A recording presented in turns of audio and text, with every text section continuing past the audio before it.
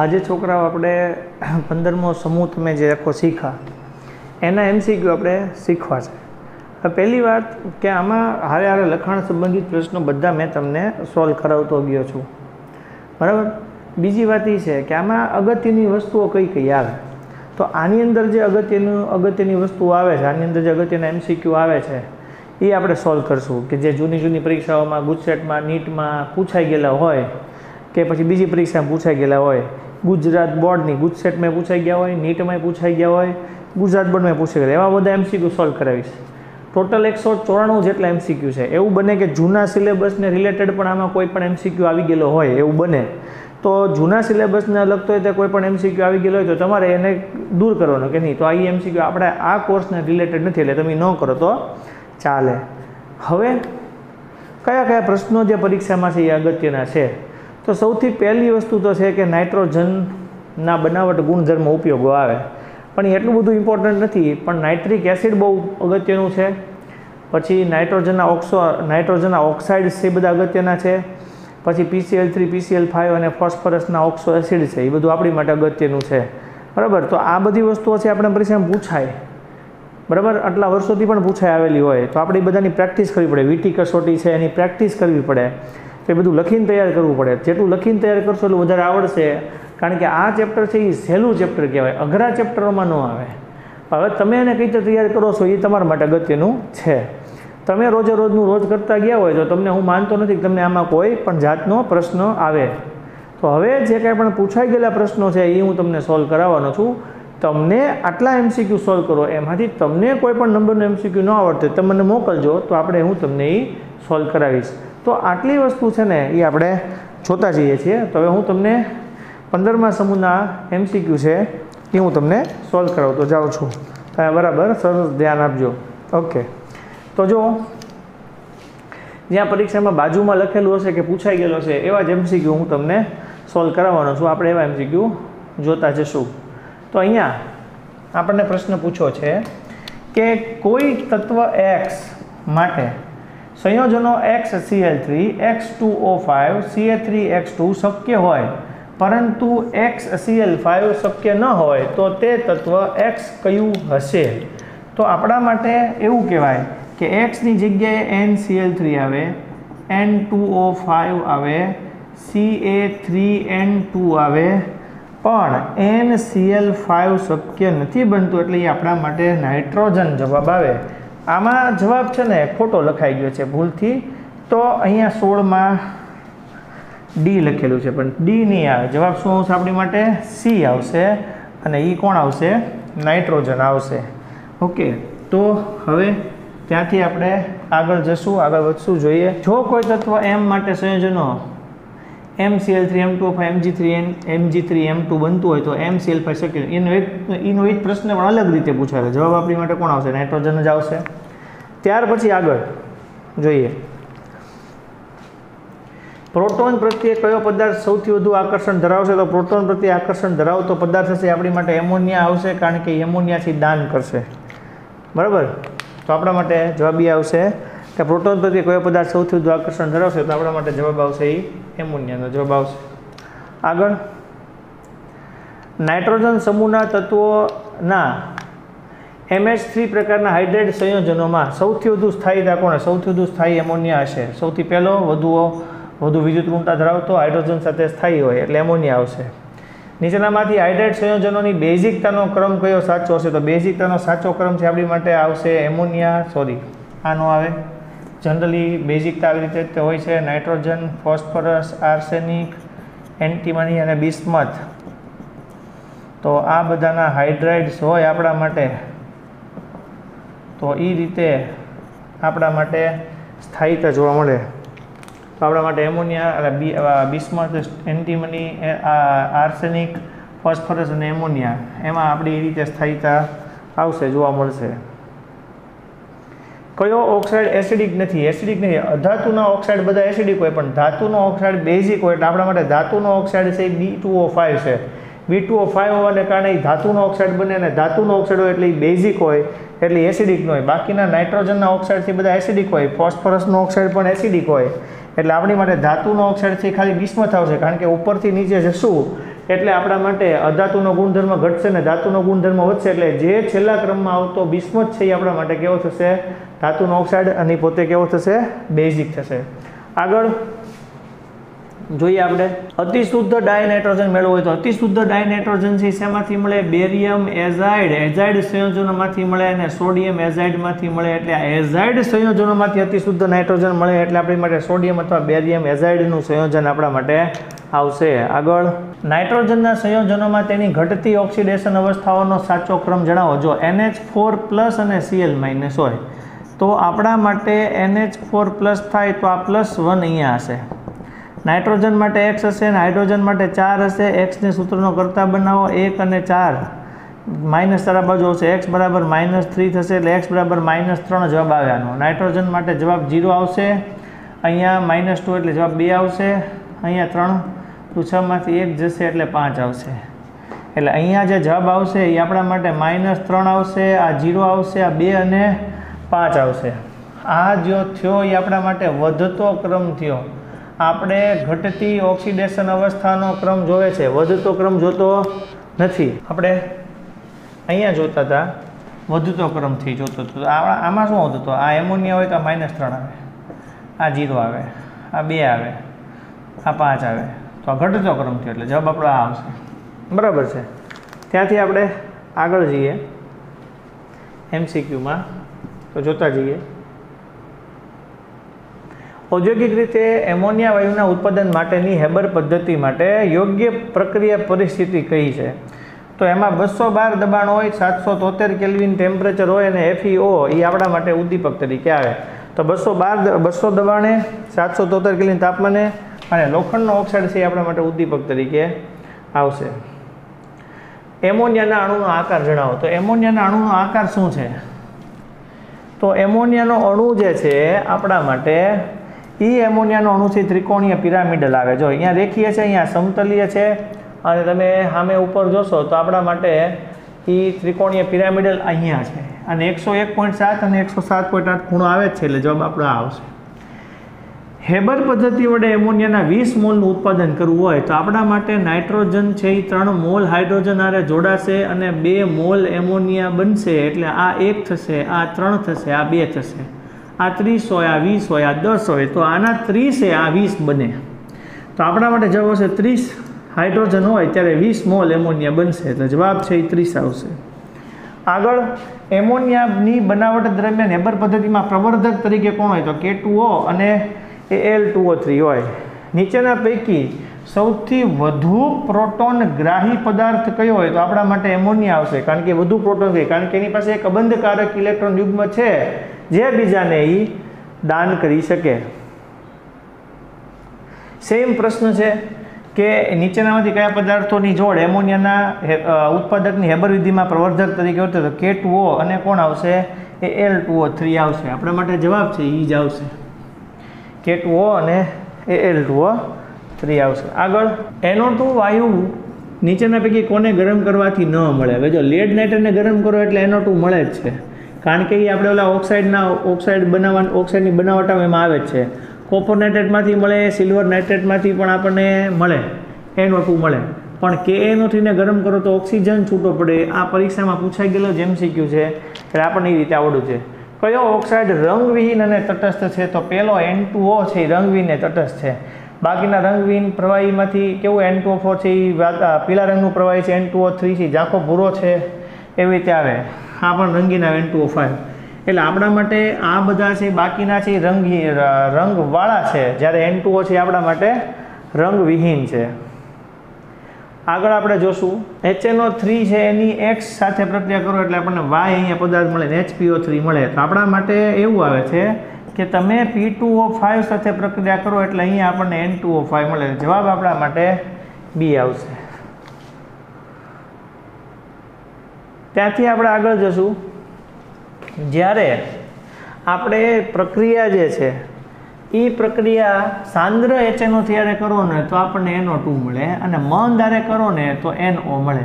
એટલે તમને આવું શીખવાડેલું જ છે. અને જો આપણે 10 થી 30% પદાર્થ હારે પ્રક્રિયા કરીએ તો આપણને N2O મળે.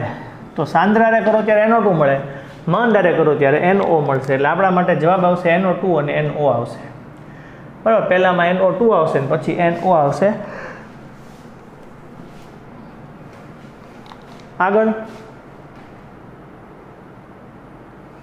આ તમને આવડું છે. પ્રયોગશાળામાં નાઇટ્રેટ માટેની કસોટી હોય એના વીટી કસોટીમાં રંગીન વીટી કયા સંકેતને આભારી છે? તો FeH2O5 NO3+ ને આભારી છે, કારણ કે એને નાઇટ્રોજોફેરસ સંકીર્ણ કહેવાય, બરાબર છે.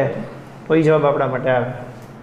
આગળ આપણે જોઈએ અહીંયા ઓસ્વાલ્ડ પદ્ધતિમાં પ્લેટિનમ અને રોડિયમ 90% અને 10% વપરાય, તો 90% અને 10% હોય જવાબ આવે 90% ને 10% આવશે. નીચેનામાંથી કઈ પ્રક્રિયામાં નાઇટ્રોજન મોનોક્સાઇડ વાયુ મળે? નાઇટ્રોજન મોનોક્સાઇડ વાયુ મંદ HNO3 હારે કરો નાઇટ્રોજનનો મોનોક્સાઇડ મળે, સાંદ્ર હારે કરો ત્યારે NO2 મળે, 10 થી 30% હારે કરો N2O મળે. આમાં જવાબ ખોટો છે.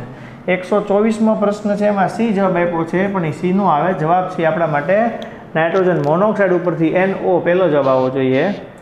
આગળ આપણે જોઈએ વીટી કસોટી જે છે એમાં પ્રયોગશાળામાં કયા આયનની પરખ માટે વપરાય છે? તો વીટી કસોટી છે એ પ્રયોગશાળામાં નાઇટ્રેટ આયનની પરખ માટે વાપરવામાં આવે છે.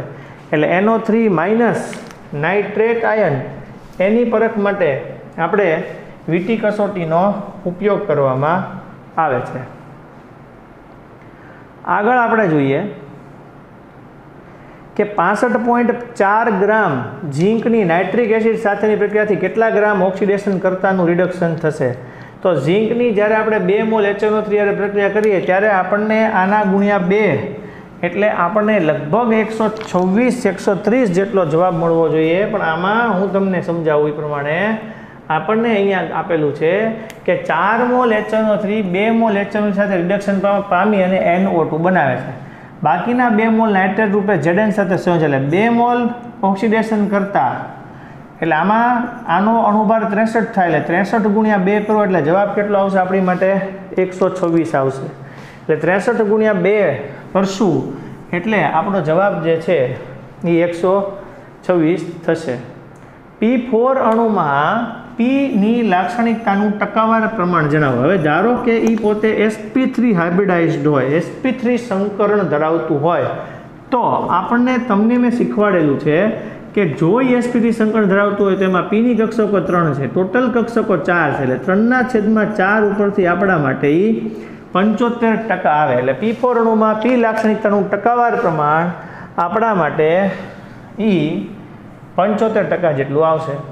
સફેદ ફોસ્ફરસ એ કેવો છે? તો સફેદ ફોસ્ફરસ આપણી માટે સમચતુષ્ફલકીય ઘન અને ચતુર્પરમાણવીય સંયોજન છે. ઉષ્માગતિકી રીતે સૌથી સ્થાયી ફોસ્ફરસનું અપરૂપ છે આપણી માટે કાળો ફોસ્ફરસ છે. કેલ્શિયમ ફોસ્ફાઇડ CA3P2 ની પાણી સાથે પ્રક્રિયા કરશો એટલે આપણને કેલ્શિયમ હાઇડ્રોક્સાઇડ મળે. આના પહેલાંના લેક્ચરમાં જ આપણે ભણ્યા છીએ, અને ફોસ્ફીન મળશે, બરાબર. આગળ નીચેની પ્રક્રિયામાં કઈ નિપજ બનશે? ફોસ્ફરસની NaOH પ્રક્રિયા કરો, પાણી આના 3 મોલ લ્યો એટલે આપણને PH3 અને શું મળે? NaH2PO2 મળે. આ 3 મોલ મળે, આ 1 મોલ મળે, એટલે આપણને PH3 + NaH2PO2 મળશે, બરાબર. આગળ જોઈએ આપણે આપણા માટે નીચેનામાંથી PCl5 માટે કયું વિધાન સાચું છે? P છે, અહીંયા એક Cl, અહીંયા બીજો Cl, અહીંયા ત્રીજો Cl, આ ક્લોરીન છે, અહીંયા પણ ક્લોરીન છે. PCl બંધો, અક્ષીય PCl બંધો, PCl બંધો મધ્યવર્તીના કરતાં લાંબા છે, વાત સાચી છે. PCl અણુ એ અક્રિય છે, એ વાત આપણા માટે ખોટી છે. અક્રિય નથી, નિષ્ક્રિય સક્રિય છે. 3 મધ્યવર્તી PCl બંધો છે, 3 મધ્યવર્તી બંધો છે 120ના ખૂણે હોય, અને બાકીના જે છે એ બંધો આપણા માટે 180ના ખૂણે હોય, બરાબર છે. આ રીતે છે. પોલીમેટાફોસ્ફોરિક, અહીંયા નીચેના પૈકી કયું વિધાન સાચું છે? હવે જો H3PO3 હોય તો આની સંયોજકતા આપણા માટે શું છે? બેઝિકતા 2 છે, આની બેઝિકતા 3 છે. તમારે 2 ને 3 છે, એને બદલે 3 ને 3 લખ્યું છે. તો જે જવાબ આવતો H3PO3 માટે પહેલાં 2 આવવો જોઈએ, 2 આવવો જોઈએ. H3PO3 માટે એસિડિકતા છે, એસિડિકતા ન કહેવાય ને બેઝિકતા કહેવાય. એ આપણા માટે 2 અને 3 આવશે. એસિડ હોય એની બેઝિકતા હોય, એટલે એસિડની બેઝિકતા છે એટલે 2 અને 3 જવાબ આપણા માટે આવશે. હવે ઓક્સો એસિડ જે છે આપણા માટે એમાં H3PO2, H3PO3, H3PO4 ને H4P2 હશે. ઓક્સો એસિડ પૈકી કયો ઓક્સો એસિડ ક્ષારની 2 શ્રેણીઓ બનાવશે? હવે ખરેખર કેવું હોય કે H3PO4 છે એ બે શ્રેણીઓ બનાવતો હોય, કારણ કે એ ફોસ્ફોરિક એસિડ અને ફોસ્ફોરિક એસિડ જોડાશે એટલે H4P2O7 બને આપણા માટે, એટલે H3PO4 છે એમાં એ શ્રેણીઓ બનાવશે. આગળ ટ્રાયમેટા ફોસ્ફોરિક એસિડમાં 5 OH સમૂહ આવેલા હોય, બરાબર. ટ્રાયમેટા ફોસ્ફોરિક એસિડ છે એટલે આપણા માટે શું થશે, હું તમને દોરીને સમજાવું છું, તમે ધ્યાન આપજો. આવી રીતે હોય, આ આપણા માટે ફોસ્ફોરિક એસિડ છે, આ આપણે બીજો ફોસ્ફોરિક એસિડ એની હારે દોરીએ છીએ. આમાંથી OH અને એકમાંથી H નીકળશે એટલે આપણા માટે અહીંયા ઓક્સિજન આવશે.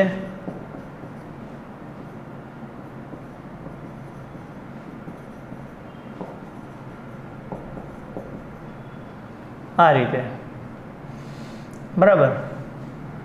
હવે આ જે જોયું એ આપણે ડાયફોસ્ફોરિક એસિડ છે, અને ટ્રાયમેટા ફોસ્ફોરિક એસિડ હોય તો આપણી માટે સૂત્ર આવશે, આનું સૂત્ર આવશે આપણા માટે H4P2O7, અને ટ્રાયમેટા હોય તો H5P3O10. તો આપણે ટ્રાયમેટા ફોસ્ફોરિક એસિડ હોય તો આપણા માટે સૂત્ર આવશે H5P3O10 અને H4P2O7. પહેલું H5P3O10 અહીંયા છે, પણ બીજું H4P2O7 અહીંયા છે, એટલે જવાબ આપણા માટે આવશે બી. Na5P3O10 ની સંશ્લેષણ પ્રક્રિયા માટે સોડિયમ ડાયહાઇડ્રોજન ઓર્થોફોસ્ફેટ અને સોડિયમ હાઇડ્રોજન ઓર્થોફોસ્ફેટનું તત્વ યોગમિતિ પ્રમાણ 1.3 છે. પાયરોફોસ્ફોરિક એસિડમાં સિગ્મા અને ડીપાઈ પીપાઈ બંધ. હવે જુઓ તમે, 2 પાઈ બંધ હોય એટલે 2 પાછળ હોય એવો જવાબ આવશે. 2 અહીંયા 2 અહીંયા 2 અહીંયા 2, એક આપણે સિગ્મા બંધ ગણવા પડે. સિગ્મા બંધ ગણીએ એટલે આપણે O ની હારે H આવી રીતે છૂટું પાડવું પડશે, O ની હારે H આપણે આવી રીતે છૂટું પાડવું પડે. 1 2 3 4 5 6 7 8 9 10 11 12 સિગ્મા આવશે ને 2 પાઈ આવશે, તો 12 અને 2 વાળો જવાબ આપણા માટે આવશે. તો 12 અને 2 જવાબ આવશે. ઓકે, આગળ જોઈએ આપણે. હાઇપોફોસ્ફરસ એસિડ એટલે આપણા માટે આવું થશે, જેને ફોસ્ફેનિક એસિડ કહેવાય, જેમાં ફોસ્ફરસ છે એની હારે 2 હાઇડ્રોજન જોડાયેલા હોય. હાઇપોફોસ્ફરસ એસિડમાં ફોસ્ફરસ સાથે જોડાયેલા હાઇડ્રોજન પરમાણુની સંખ્યા 2 હશે, એટલે જવાબ આપણા માટે 2 આવશે. નીચેના પૈકી કયા એસિડમાં સૌથી વધારે હાઇડ્રોજન પરમાણુ ફોસ્ફરસ સાથે સીધા જોડાયેલા છે? ફોસ્ફેનિક એસિડમાં, અને આ જ જવાબ આવશે. આગળ H3PO2 ની પ્રબળ રિડક્શન કરતાની વર્તણૂક કોને આભારી છે? તો એમાં એક OH હોય અને 2 pH બંધ છે, એની હાજરીને કારણે એ એના પર આભારી છે, એટલે જવાબ આપણા માટે એ આવશે. આગળ જોઈએ, કયું બંધારણ ફોસ્ફોનિક એસિડનું બંધારણ ધરાવે છે? એક OH વાળું હોય, આ 2 OH વાળું ન આવે. એક OH વાળું, આ 2 હાઇડ્રોજન, યસ એ આવે. આમાં 3 OH છે, આમાં 4 OH છે, એટલે જવાબ આવશે. આ આપણા માટે H3PO3 છે, આ આપણા માટે H3PO2 છે, આ આપણા માટે H3PO4 છે, આ આપણા માટે H4P2O7 હશે. થઈ ગયું. આગળ, નીચેના ફોસ્ફરસના ઓક્સો એસિડ પૈકી કઈ જોડમાં ફોસ્ફરસની ઓક્સિડેશન અવસ્થા સમાન નથી? 4 દુ 8 માંથી 3 જાય 5, 7 દુ 14 માં 4 જાય 10 ભાગ્યા એટલે 5, આ 2 માં 5 5 સાચું છે. 4 દુ 8 માં 3 જાય 5, 10 દુ 20, 20 માં જાય 15, 15 ભાગ્યા 5. અહીંયા 7 દુ 14 માં 4, 10 10 ભાગ્યા એટલે 5, આમાં 5 આવે છે, આમાં 5 આવે, પણ 3 દુ 6 માંથી 3 જાય 3, એટલે આમાં જવાબ આવશે એટલે એમાં સમાન નથી, બરાબર છે ઓક્સિડેશન અવસ્થા. તો આ વસ્તુઓ છે એ તમને છોકરાઓ આટલા MCQ મેં જે પૂછાઈ ગયેલા હતા એ મેં તમને સોલ્વ કરાવ્યા, એ તમને આવડવા જોઈએ. બીજું ચેપ્ટર તમારે સરસ તૈયાર કરવું પડે. એમાં આ બ્લોક જે આખો હોય એમાં જે કાંઈ પણ આંકડા આવતા હોય, 473, 573, 673, 803 કેલ્વિન, 198.4, 231.4, 355.6, 239.7, આ બધા આંકડા જે તમારા માટે આવે છે 101.7, 202, 240 બંધ લંબાઈઓ છે. પછી જે ખૂણા છે 113, 119, 115, બરાબર, 120, 134, તમને 10, 11, 12 કે યાદ રખાયું છે એ 140.6 ને બધા મૂલ્યો સહિત તમને બધા યાદ હોવા જોઈએ, કારણ કે યાદ હશે તો જ તમારા માટે કામનું છે. હું તો એવું માનું છું તમે એક ચાર્ટ બનાવી નાખો, ચાર્ટ બનાવશો એટલે તમને એના માટે બહુ સહેલો પડશે, બરાબર. અને આ બાકીની વસ્તુ જે છે એ તમે લખશો તો આવડશે, એટલે તમે મેઇન લખશો તો તમારા માટે ક્લિયર થશે. અને આમાં જે કંઈ પણ MCQ તમને ન આવડ્યા હોય એવું લાગતું હોય તમારે મને મોકલવા. Okay, thank you. આગળ વધશું આપણે, હવે નવું ચેપ્ટર છે શરૂ કરીએ.